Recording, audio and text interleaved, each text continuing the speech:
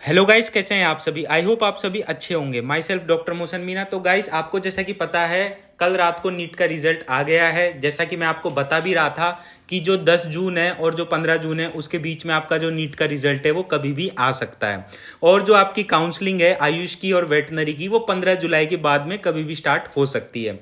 तो ये जो चीजें थी वो मैं आपको पहले ही प्रिडिक्ट करके बता चुका था कि रिजल्ट और काउंसलिंग कब से स्टार्ट होगी। तो बहुत सारे स्टूडेंट्स के क्वेरीज वगैरह आ रही थी मेरे पास कल ही रात से। रिजल्ट वगैरह देखने के बाद में बहुत सारे स्टूडेंट डिप्रेशन में भी थे। तो इसी वजह से आज का ये जो वीडियो है वो डिटेल के अंदर रहने वाला है, जिसके अंदर मैं आपको कट ऑफ वगैरह सारे जो भी प्रिडिक्शन फैक्टर्स वगैरह रहने वाले हैं काउंसलिंग के रिगार्डिंग, इन सारी चीजों के बारे में यहाँ पर बात भी करूंगा। और आपको थोड़ा बहुत यहाँ पर काउंसलिंग का प्रोसेस भी बताऊंगा। और आपको ये भी बताऊंगा कि जिन स्टूडेंट्स को मेरे से काउंसलिंग करवानी है वो कैसे करवा सकते हैं काउंसलिंग। तो देखो, आपको जैसा कि पता है जो आयुष काउंसलिंग होती है वो मेनली 4 कोर्सेज के लिए होती है: बीएमएस, डीएचएमएस, बीयूएमएस, बीएसएमएस।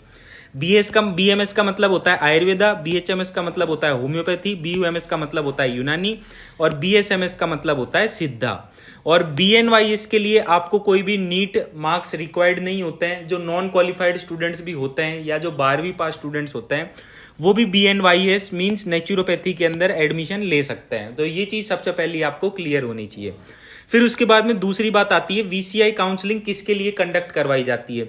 तो जो ये वीसीआई काउंसलिंग होती है ये मेनली वेटनरी के लिए कंडक्ट करवाई जाती है। इसके अंदर अप्रोक्स 50 गवर्नमेंट कॉलेज होते हैं, 50+ गवर्नमेंट कॉलेज होते हैं और 5 इसके अंदर प्राइवेट कॉलेज होते हैं। और यहीं अगर मैं बात करूं आयुष काउंसलिंग के रिगार्डिंग, तो यहां पर आपको अप्रोक्स 80 गवर्नमेंट कॉलेज मिलेंगे और प्राइवेट कॉलेज तो आपको यहां पर लगभग 500 टू 600 आपको यहां पर प्राइवेट कॉलेज मिल जाएंगे ऑल ओवर इंडिया के अंदर। तो सबसे पहली बात ये आपको क्लियर होनी चाहिए। अब दूसरी बात ये आती है स्टूडेंट्स को लेकर कि काउंसलिंग के अपडेट्स वगैरह के बारे में स्टूडेंट्स को पता नहीं लग पाता है टाइम टू टाइम। तो इसके लिए मैंने अपना टेलीग्राम चैनल बनाया हुआ है बीइंग डॉक्टर नीट। यहां पर आपको सारी काउंसलिंग अपडेट्स मिलेगी हर एक स्टेट की टाइम टू टाइम, चाहे से वो ऑल इंडिया काउंसलिंग हो या स्टेट काउंसलिंग हो। मेरी टीम यहां पर कंटिन्यूअस अपडेट्स प्रोवाइड करती रहती है। तो जिन भी स्टूडेंट्स ने अभी तक हमारा टेलीग्राम चैनल ज्वाइन नहीं किया है वो हमारा टेलीग्राम चैनल ज्वाइन कर सकते हैं। सारी चीजों का लिंक मैंने यहाँ पर डिस्क्रिप्शन में दे रखा है। अब अपन बात करते हैं काउंसलिंग प्रोसेस के बारे में। तो देखो, जो काउंसलिंग जो होती है वो 2 प्रकार से होती है। पहली होती है ऑल इंडिया काउंसलिंग। अब ये जो ऑल इंडिया काउंसलिंग जो होती है ये होती है 15% गवर्नमेंट सीट्स के लिए होती है। अब इसके अंदर कौन कौन सी कॉलेजेस आ जाती है वो मैं आपको बताता हूं। एक आती है AQG, इसका मतलब होता है ऑल इंडिया कोटा गवर्नमेंट। फिर एक आती है AQA, इसका मतलब होता है all India quota government aided. बहुत सारे स्टूडेंट्स इसको सेमी गवर्नमेंट बोलते हैं, लेकिन सेमी गवर्नमेंट कभी भी कॉलेज नहीं होता है, सेमी गवर्नमेंट सीट होती है। All India quota government aided का मतलब ये होता है ये जो कॉलेजेस थे वो एस्टैब्लिश हुए थे जब इंडिया आजाद भी नहीं हुआ था उससे पहले। तो ये जो स्टूडेंट्स थे वो पहले जो ऑर्गेनाइजेशन वगैरह रहा करते थे, जिनके पास बहुत ज्यादा पैसा वगैरह था, तो पहले उनके द्वारा रन किए जाते थे। लेकिन कुछ टाइम बाद ये जो कॉलेजेस थे वो गवर्नमेंट के अंडर में आ गए और अभी के टाइम पे जो इनको रेगुलेट करने का काम करती है वो गवर्नमेंट करती है। इसका जो पूरा फंड वगैरह होता है वो पूरा सेंट्रल गवर्नमेंट की तरफ से आता है, all India quota government aided का। इस वजह से ही वहां पर गवर्नमेंट एडेड लिखा हुआ है, ना कि सेमी गवर्नमेंट लिखा हुआ है। ये सबसे बड़ा डाउट रहता है स्टूडेंट्स को। फिर उसके बाद में इसके अंदर एक और कॉलेज आता है जो कि आती है सेंट्रल यूनिवर्सिटी या नेशनल इंस्टीट्यूशन। अब जो ये सेंट्रल यूनिवर्सिटी और नेशनल इंस्टीट्यूशन रहते हैं इसकी 100% सीट्स पर यहाँ पर काउंसलिंग होती है, ये चीज आपको पता होनी चाहिए। फिर उसके बाद में यहाँ पर डीम्ड यूनिवर्सिटीज के लिए भी काउंसलिंग होती है। अब डीम्ड यूनिवर्सिटी का मतलब होता है जो प्राइवेट कॉलेजेस होते हैं, जो मैनेजमेंट कोटा वाले कॉलेजेस होते हैं, आप ये समझ लो उनके लिए यहाँ पर काउंसलिंग होती है, जिसकी फीस प्राइवेट कॉलेज से भी थोड़ी सी ज्यादा रहती है। जैसे कि इसके अंदर कुछ कुछ कॉलेजेस के मैं आपको नाम भी बता देता हूं। डीवाई पाटिल हो गया पुणे का और मुंबई का, फिर उसके बाद में भारतीय विद्यापीठ हो गया। तो इस तरीके की जो डीम्ड यूनिवर्सिटीज रहती है जिसकी फीस कितनी रहती है 4 से 5 लाख या 6 लाख तक भी रहती है फीस, वो कॉलेजेस यहाँ पर पार्टिसिपेट करते हैं। और ये जो फीस रहती है वो 1 साल की रहती है। फिर उसके बाद में देखो गाइज, बहुत सारे स्टूडेंट्स का ये डाउट रहता है कि जो एनआईए है वो भी डीम्ड यूनिवर्सिटी है, तो उसकी फीस कितनी है। उसकी फीस अप्रोक्स 44,000 है।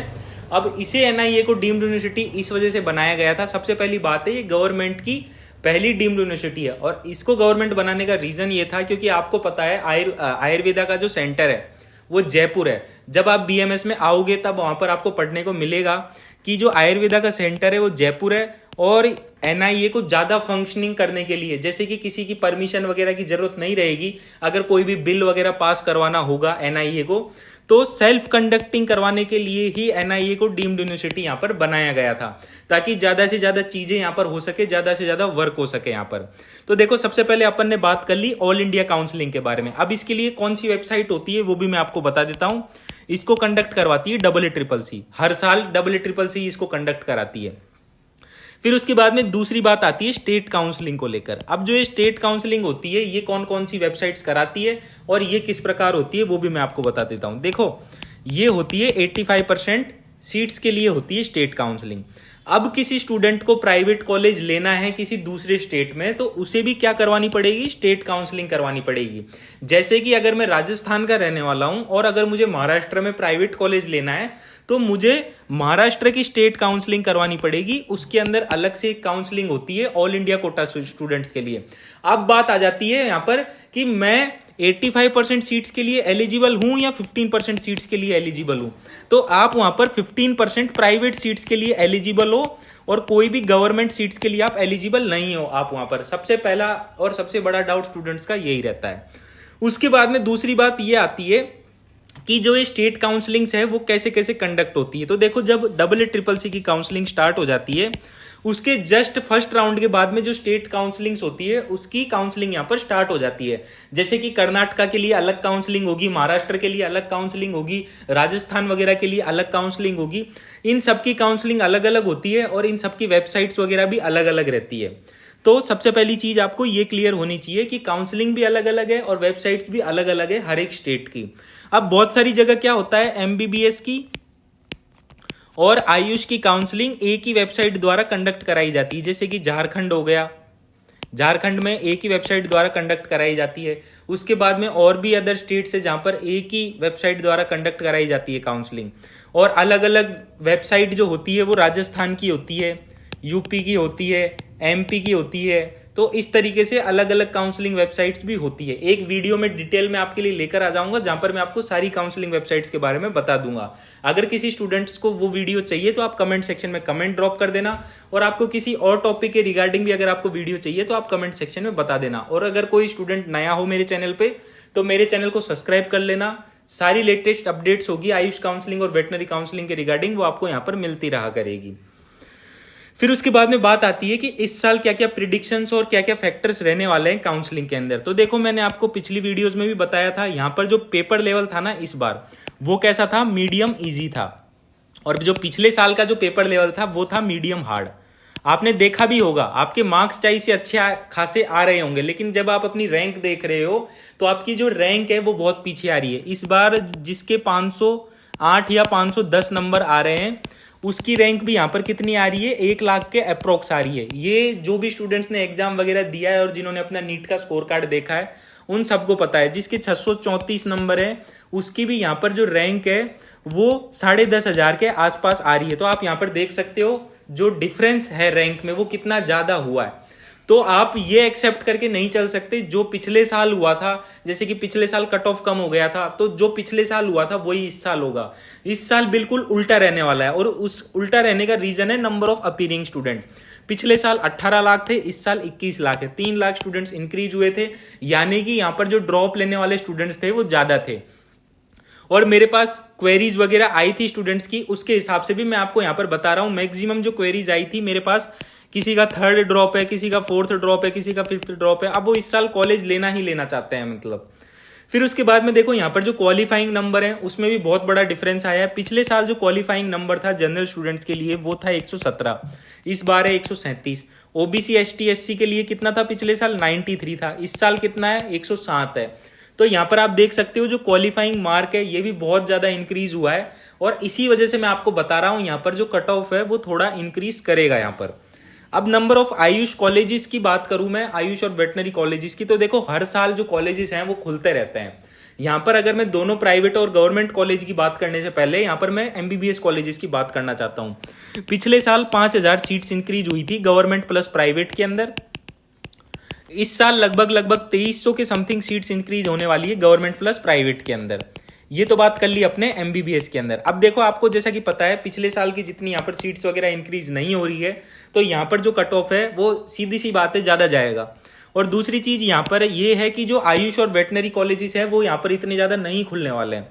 अगर मैं आयुष के अंदर बात करूं तो यहाँ पर अप्रोक्स 5 से 6 गवर्नमेंट कॉलेज खुलने वाले हैं इस साल, और वेटनरी के अंदर 2 या 3 कॉलेज खुल सकते हैं। लेकिन ये जो वेटनरी का है ये चांसेस थोड़े कम है, लेकिन आयुष के अंदर 100% यहाँ पर 5 से 6 कॉलेज खुलने वाले हैं ऑल ओवर इंडिया के अंदर, जिसके अंदर कुछ कॉलेज राजस्थान के रहने वाले हैं, कुछ बिहार के रहने वाले हैं।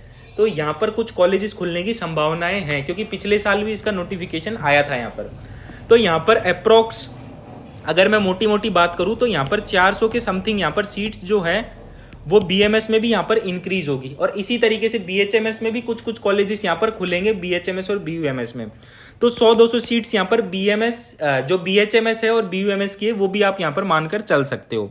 तो इससे आपको पता ये तो लग रहा होगा कि स्टूडेंट्स तो बहुत ज्यादा इंक्रीज हुए हैं, लेकिन जो कॉलेजेस हैं वो इतनी ज्यादा इंक्रीज नहीं हुई है। तो यहाँ पर जो कट ऑफ है वो थोड़ा हाई रहेगा। अब देखो यहाँ पर आपने देखा होगा ये क्वालिफाइंग मार्क्स है एनटीए के द्वारा जो रिलीज हुए हैं, आप यहाँ पर देख सकते हो। जनरल और ईडब्ल्यूएस के लिए 137 है, ओबीसी एससी एसटी और UR EWS PH OBC PH SC ST PH इन सब के लिए कितना है 107 है, आप यहाँ पर देख सकते हो। फिर उसके बाद में देखो गाइस, ये तो बात कर ली मैंने सारी काउंसलिंग प्रोसेस सारी चीजों के बारे में। अब देखो किसी को अगर पर्सनल गाइडेंस चाहिए हो मेरे और मेरी टीम के द्वारा, किसी स्टूडेंट को चॉइस फिलिंग करना ना आती हो, किसी को काउंसलिंग प्रोसेस में कुछ भी समझ में नहीं आ रहा हो, और अगर आपको प्रीवियस ईयर की सारी जानकारी चाहिए कट ऑफ वगैरह के रिगार्डिंग, प्रीवियस ईयर का क्या कट ऑफ रहा था, चॉइस फिलिंग कैसे करनी है, सारी काउंसलिंग पीडीएफ्स और वीडियोस वगैरह अगर किसी स्टूडेंट को चाहिए तो आप हमारा बीइंग डॉक्टर ऐप डाउनलोड कर लेना। वहां पर आपको हमारा कोर्स मिलेगा Ayush and veterinary counselling guide. ये एक प्रकार से काउंसलिंग गाइड है जिसके अंदर आपको BMS, BHMS, BUMS, BSMS, BVSc इन सारे कोर्सेज की आपको इन्फॉर्मेशन मिलती है। और अगर आपको कोई क्वेरी वगैरह रहती है तो आप मुझे मेरे नंबरों पर भी कांटेक्ट कर सकते हो। तो आपको यहाँ पर बीइंग डॉक्टर ऐप डाउनलोड करना है, जिसका लिंक मैंने यहाँ पर डिस्क्रिप्शन बॉक्स में दे रखा है। और मैं आपको ये भी बता देता हूं, जो बीइंग डॉक्टर हमारा एप्लीकेशन है वो ऑल ओवर इंडिया में सबसे बड़ा आयुर्वेदा एजुकेशन प्लेटफॉर्म है। यहाँ पर हमारा जो कोचिंग है वो ऑल ओवर इंडिया में सबसे बड़ा है बीएमएस के अंदर, और लगभग हर एक कॉलेज का जो स्टूडेंट है वो यहाँ पर मेरे पास पढ़ता है, चाहे से वो प्राइवेट कॉलेज का हो या गवर्नमेंट कॉलेज का हो। तो एक बार आप विजिट कर लेना बीइंग डॉक्टर ऐप को, वहां पर आपको सारी इंफॉर्मेशन मिल जाएगी काउंसलिंग के रिगार्डिंग और कोर्सेज वगैरह के रिगार्डिंग भी, अगर आप बीएमएस करना चाह रहे हो तो। क्योंकि हमने यहाँ पर सारी चीजों को यहाँ पर हमने बहुत ही अफोर्डेबल प्राइसेज में यहाँ पर लॉन्च किया हुआ है। तो गाइज लाइफ के साथ रिस्क मत लीजिए, वीआईपी मेंबरशिप लीजिए बीइंग डॉक्टर का। यहाँ पर आपको हमारी टीम का पूरा काउंसलिंग गाइडेंस और पूरा काउंसलिंग सपोर्ट मिलेगा यहाँ पर आपको लास्ट राउंड तक। फिर उसके बाद में गाइज यहाँ पर अपन एक एक करके बात कर लेते हैं बीएमएस, बीएचएमएस, बीयूएमएस और वेटनरी के बारे में कि इस साल इनका क्या कट ऑफ रह सकता है और पिछले साल क्या कट ऑफ था। तो देखो यहाँ पर सबसे पहले मैंने बात करी है बीएमएस के बारे में।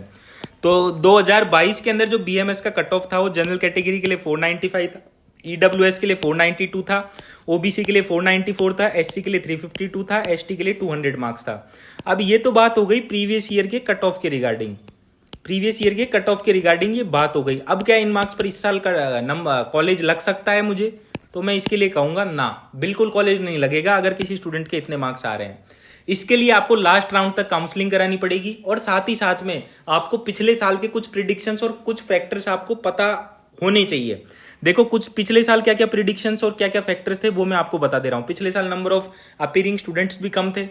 उसके बाद में दूसरी चीज ये थी जो इनएलिजिबल कैंडिडेट्स हो गए थे काउंसलिंग के अंदर, जैसे कि किसी स्टूडेंट्स ने काउंसलिंग कराई, उसने कुछ रूल्स एंड रेगुलेशंस फॉलो नहीं किए थे, जिसकी वजह से वो काउंसलिंग के लिए इनएलिजिबल हो गया था। तो पिछले साल ये जो नंबर था वो 5000 के अप्रोक्स चला गया था, और अब तक के सबसे बड़ा नंबर था, और यही रीजन था सबसे बड़ा काउंसलिंग का कट ऑफ कम जाने का। और इसका दूसरा सबसे बड़ा रीजन था पिछले साल की जो एमबीबीएस की जो सीट थी वो ज्यादा इंक्रीज हुई थी यहाँ पर। अब मैंने आपको शुरुआत में आपको बताया ही था कि यहाँ पर जिसके 634 नंबर आ रहे हैं उसकी भी रैंक कितनी आ रही है, 10,800 के अप्रोक्स आ रही है।